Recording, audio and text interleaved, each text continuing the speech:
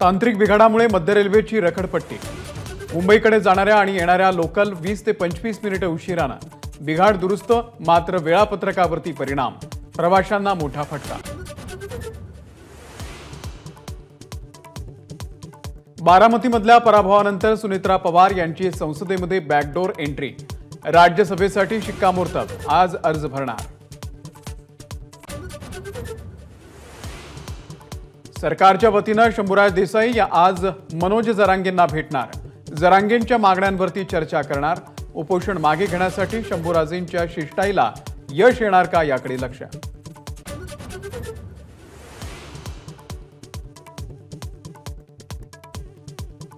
बीडचे खासदार बजरंग सोनावणे आणि जिजाऊंचे वंशज शिवाजीराजे जाधव यांनी जरांगेंची केली चर्चा।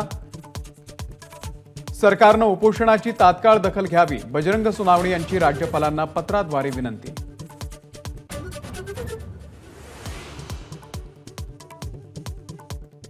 अंतरवाली सराटीमध्ये आंदोलनाची हाक देणारे ओबीसी नेते लक्ष्मण हाके पोलिसांनी ताब्यात घेत दिली नोटीस। आज अंबडमधील ओबीसी बैठकीसाठी हाके रवाना।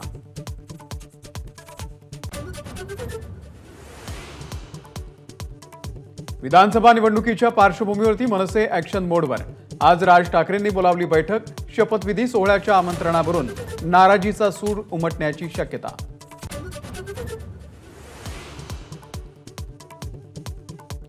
चार महिन्यांमध्ये राज्यातलं सरकार बदलणार, उद्धव ठाकरे आणि शरद पवारांचा निर्धार। तर ठाकरे पुन्हा मुख्यमंत्री होणार, संजय राऊतांना विश्वास।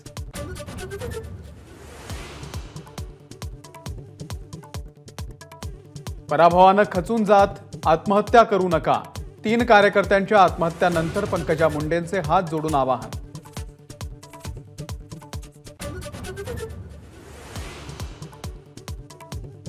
चंद्रपूर काँग्रेसमधील दुफडी चव्हाट्यावरती।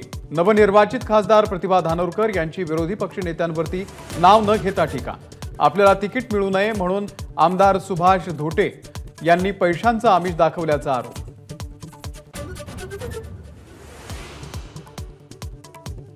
अजित पवारांना सोबत घेतल्यानं भाजपचं नुकसान, संघाच्या मुखपत्रामधून निकालाचं पोस्टमॉर्टम। मोदींच्या चेहऱ्यावरती सर्व मतदारसंघांमध्ये निवडणुका लढण्याला मर्यादा असल्याचं व्यक्त केलं परखड मत।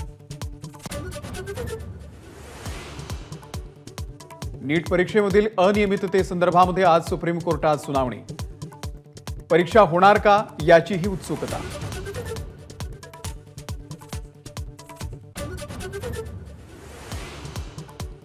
सांगलीमध्ये बनावट नोटांचा कारखाना उद्ध्वस्त। आरोपी अहद शेखनं 40 लाखांच्या बनावट नोटा चलनामध्ये आणल्याचं उघड। 50 रुपयांच्या बनवत होता हुबेहूब नोटा।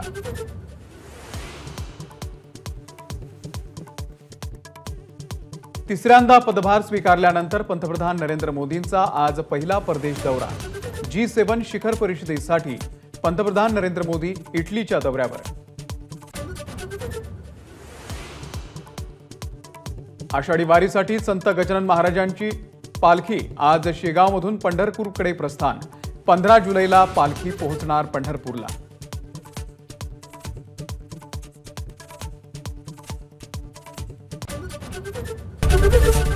एबीपी माझा, उघडा डोळे बघा नीट।